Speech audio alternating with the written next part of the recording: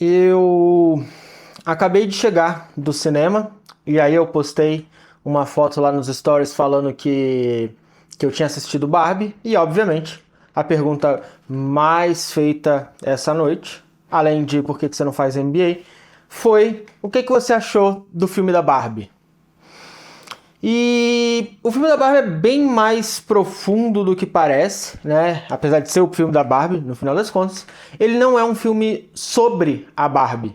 Ele é um filme sobre ser, sobre o questionamento do ser, de quem você é, né? Do que você é feito, quais são seus valores, você se conhece, né? Essa é a pergunta maior por trás do filme, assim. E eu sei que um monte de gente está esperando que eu venha bater nas mesmas polêmicas que está todo mundo batendo, que o filme fala sobre feminismo e etc., mas ele reproduz ainda algumas lógicas sexistas. O próprio filme, ele já se responsabiliza por bater nessas questões, né? O próprio filme, ele já levanta isso logo de começo, já estressa esses assuntos assim muito de cara, sem nenhum tipo de pudor. Mas tem outras coisas que eu achei interessante, né? E assim, eu assisti o filme agora, acabei de chegar em casa, é, não vi mais coisa, não pesquisei, não fiz nada. Talvez eu deva assistir de novo se eu quiser realmente aprofundar as visões que eu tenho para dar aqui logo de cara, né? Para quem acabou de ver o filme.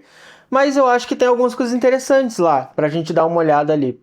Então, a primeira coisa que eu vi que me chamou a atenção foi que você ainda não se inscreveu. E eu sei que toda vez eu faço esse joguinho, mas é exatamente nessa hora que eu lembro de pedir para vocês se inscreverem no canal, porque vocês sempre falam que vão fazer e não fazem, e aí vocês ficam aí me devendo esse favorzinho que eu tô ligado. Mas o ponto máximo, assim, que eu achei o começo do filme, é a hora que. E aí, desculpa se você não gosta de spoiler, mas tem spoiler aqui.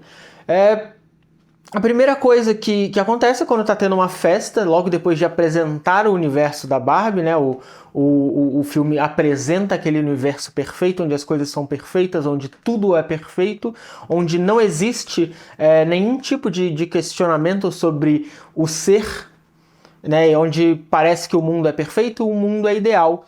E uma coisa que logo de cara começa é como eles se entretêm o tempo todo, né? Eles estão o tempo inteiro buscando alguma forma de entretenimento, ou uma festa, ou jogar alguma coisa na praia, ou alguma coisa. Tudo se remete a essa grande diversão infinita, né? O mundo é uma grande diversão. E aí, durante uma festa, a Barbie, tá todo mundo dançando e a Barbie pergunta, faz um comentário sobre pensar sobre a morte, né? Sobre vocês não se questionam sobre a morte, não lembro exatamente a frase, mas é algo desse jeito. E é aí que o filme começa. E aí vem um gancho muito curioso, que é para Schopenhauer, né? A filosofia começa no medo da morte, quando você se questiona o que acontece depois de morrer. E aí, isso pra mim é muito forte ali no filme, porque é aí que o filme começa, quando ela se questiona sobre esse medo, essa tensão da morte, que ela começa a questionar quem ela é e enxergar defeitos que ela não via antes.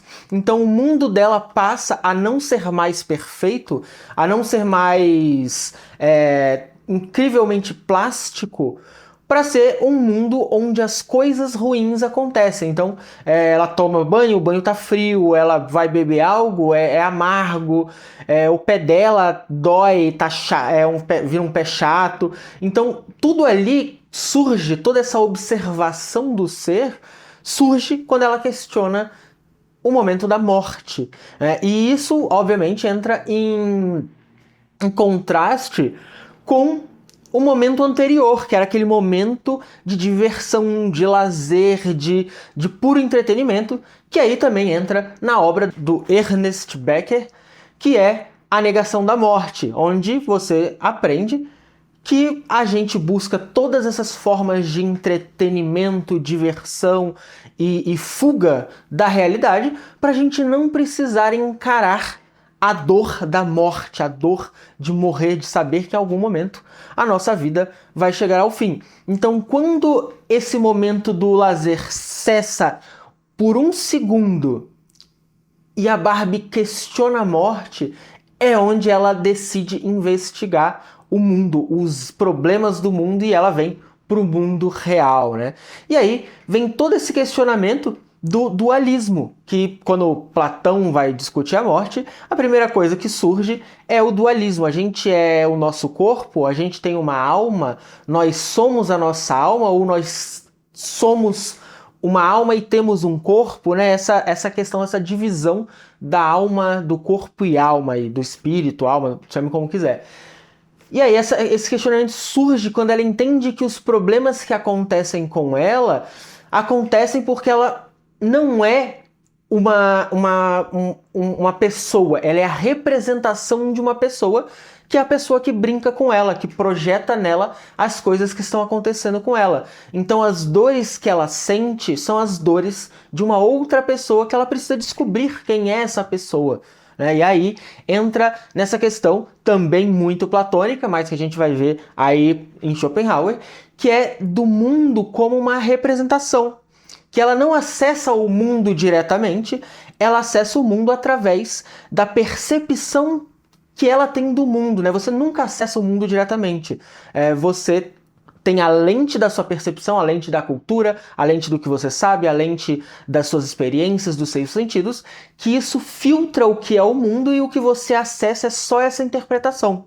E aí ela se questiona o tempo todo sobre ela ser uma representação de alguma coisa e não ser essa coisa. E aí ela entra no mundo real descobrindo que os problemas que elas acreditam que foram resolvidos, né, não foram resolvidos. E aí mostra, obviamente, uma série de coisas. Por exemplo, a própria fábrica da Mattel é uma fábrica recheada de homens, com políticas feitas por homens, tentando se parecer com seres igualitários, com pessoas que se preocupam com a igualdade, mas que aquilo é só um discurso empresarial para vender mais.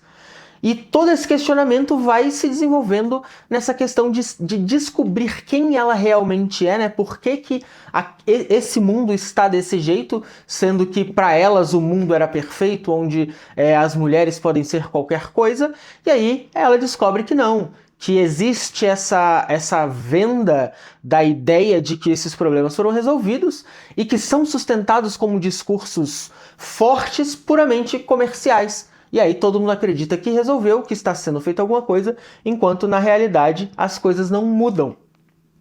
Então, o filme, dentro desse momento, ele começa a trazer uma série de referências ao Matrix.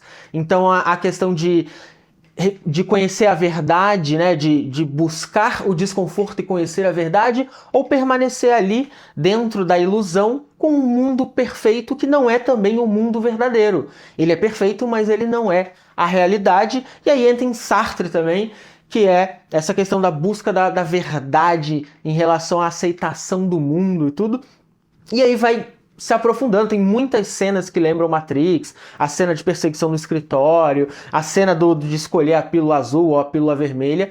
E aí o filme entra em uma série de motivações mais modernas, assim. Por exemplo, como o Ken, que não conhecia um mundo onde os homens eram dominantes, ele facilmente, dentro da sua própria insegurança, compra o discurso de guerra dos homens fortes, dos homens poderosos, que é o discurso que a gente vê da molecada Red Pill aí, e ele é seduzido muito rapidamente para isso, além de sentir que precisa divulgar e disseminar isso, para ele ter esse mundo onde os homens são os grandes poderosos, onde os homens mandam nas coisas. E aí ele volta lá pro mundo da Barbie para ele tentar implantar o patriarcado. Né?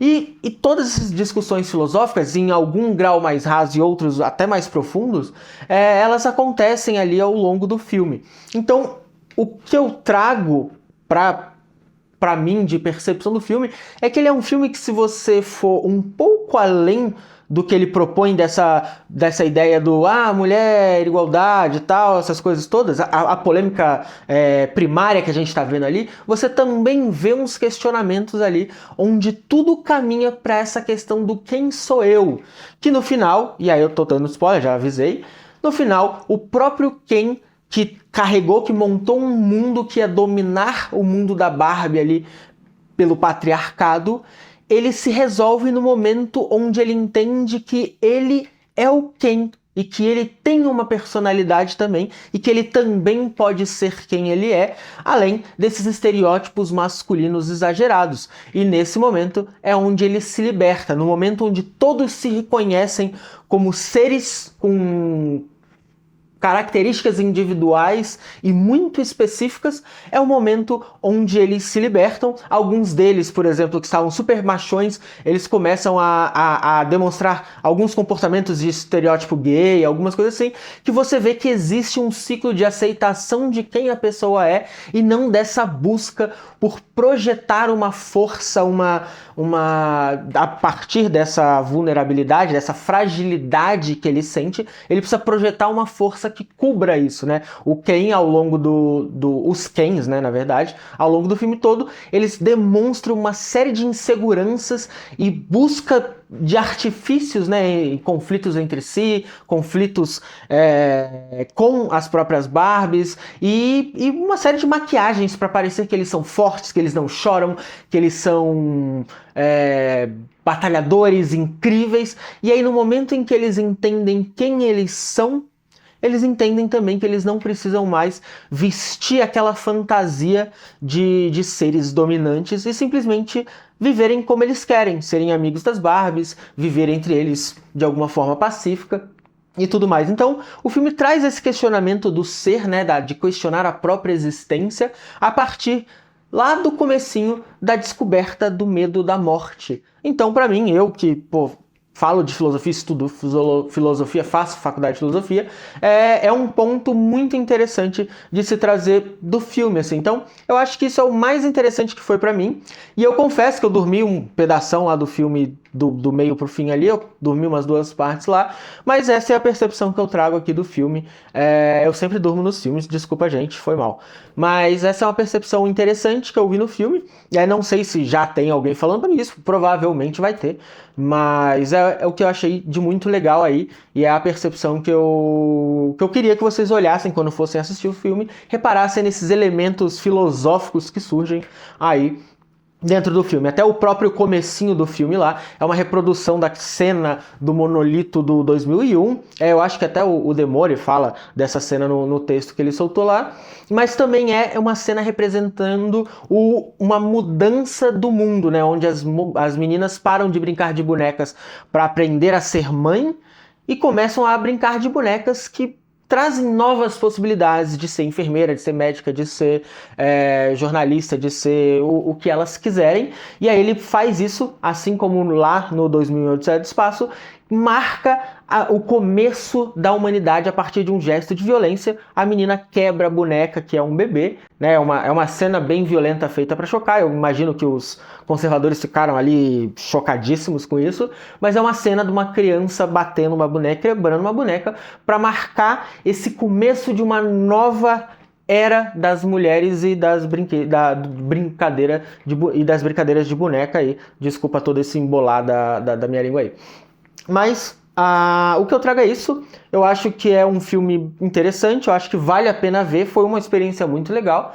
E se você souber ali cavar por trás daquele monte de imagem plástica e rosa, etc., dá pra trazer muita coisa interessante aí, dá pra achar muita coisa interessante. Ainda acho que tem um monte de problemática, mas também acho que todo mundo vai fazer um vídeo dizendo que, ai, que bonito, todo mundo pode ser Barbie, mas a Barbie ainda é um padrão, a mulher loura, a principal é a loura, magrela, padrão tal.